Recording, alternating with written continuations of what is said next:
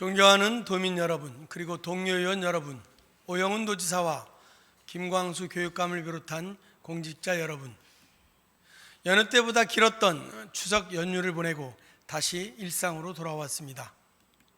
가족과 함께한 따뜻한 시간 속에서 마음의 쉼과 위안을 얻으셨기를 바랍니다.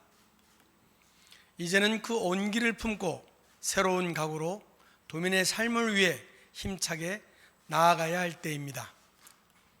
오늘부터 시작되는 제443회 제주특별자치도의회 임시회는 18일간의 일정으로 진행됩니다.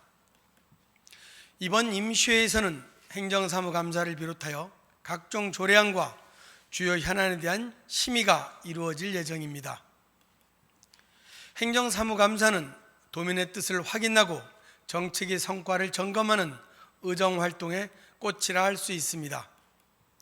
특히 이번에는 민선 8기 도정과 교육행정의 마지막 감사라는 점에서 그 의미가 더욱 크다고 하겠습니다. 지난 3년간 추진해온 도정과 교육행정의 전반을 꼼꼼히 점검하고 도민과의 약속이 제대로 이행되었는지를 냉정히 평가하는 시간이 될 것입니다. 그동안의 성과는 도민들께 널리 알리고 개선이 필요한 부분은 현장의 목소리를 반영하여 제도적으로 보완할 수 있도록 지혜를 모아가야 하겠습니다. 특히 도민 중심, 민생 우선에 중점을 두고 도민의 삶과 직결된 민생 경제 회복, 취약계층 돌봄, 지역 공동체 지원 등은 더욱 세심하게 살펴 체감할 수 있는 변화와 성과로 이어지도록 견제와 균형의 역할에 최선을 다하겠습니다. 존경하는 도민 여러분, 지난 3일부터 9일까지 이어진 추석 연휴 기간에 34만여 명이 제주를 찾은 것으로 나타났습니다. 지난해 추석 연휴보다 약 11% 증가한 수치입니다. 특히 4일에는 5만 2천여 명이 방문하여 올해 1일 방문객 최고치를 기록했습니다.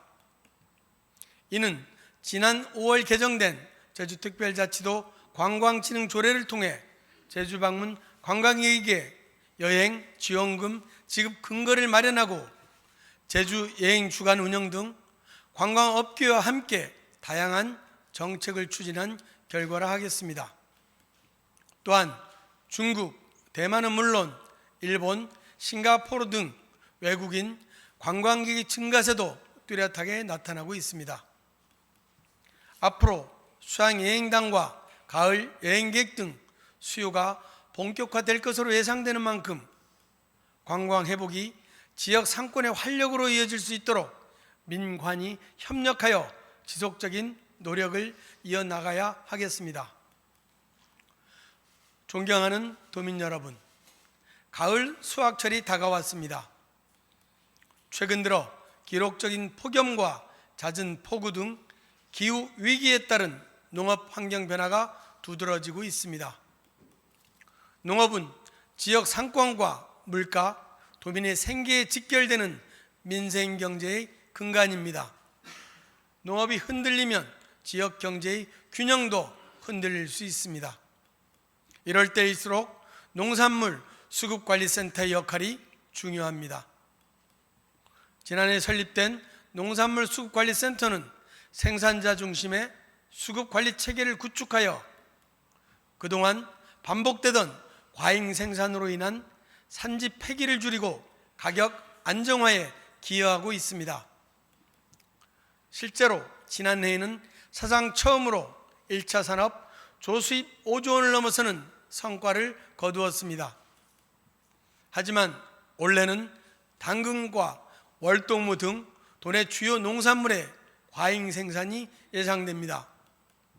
올해는 더욱 강화된 생산자 중심의 수급 체계를 통해 안정적인 가격을 유지하고 지역 경제에도 든든한 버팀목으로 자리매김할 수 있기를 기대합니다. 존경하는 도민 여러분, 최근 제1야당 대표가 제주 4.3 역사를 왜곡했다고 비판받는 영화인 건국전쟁 2편을 관람하고 역사를 바라보는 다양한 관점은 존중되어야 한다고 발언한 것과 관련하여 깊은 유감과 우려를 표합니다.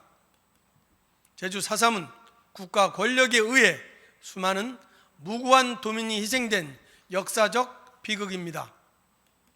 이를 정치적 목적이나 왜곡된 시각으로 해석하는 것은 결코 정당화될 수 없습니다. 잘못된 역사 인식과 혐오 표현으로 4.3 희생자와 유가족의 명예를 훼손하는 행위 역시 엄중히 경계해야 할 것입니다. 도의회는 4.3의 역사를 올바르게 계승하고 정의롭고 완전한 해결을 위해 도민 여러분과 함께하겠습니다. 감사합니다.